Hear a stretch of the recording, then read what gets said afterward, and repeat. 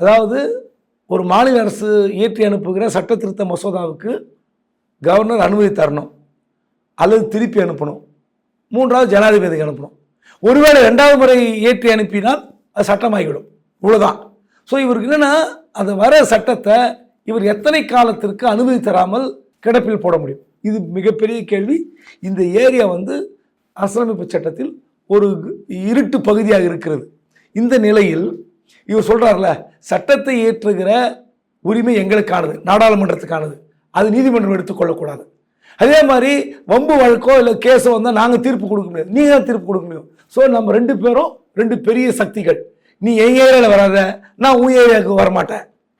அந்த வடிவேல் கணக்கு தான். நான் இந்த கோட்டை தாண்டி நான் வரமாட்டேன், நீயே வராத. சரி, இந்த வாய்ப்பை நீதிமன்றத்துக்கு வழங்கியது யார்? யார் போனது? அப்போது கவர்னருக்கு எப்படி அறிவுறுத்தி இருக்கணும்? கவர்னர் சார்பாக சொலிசிட்டர் ஜெனரல் வாதாடி இருப்பார்.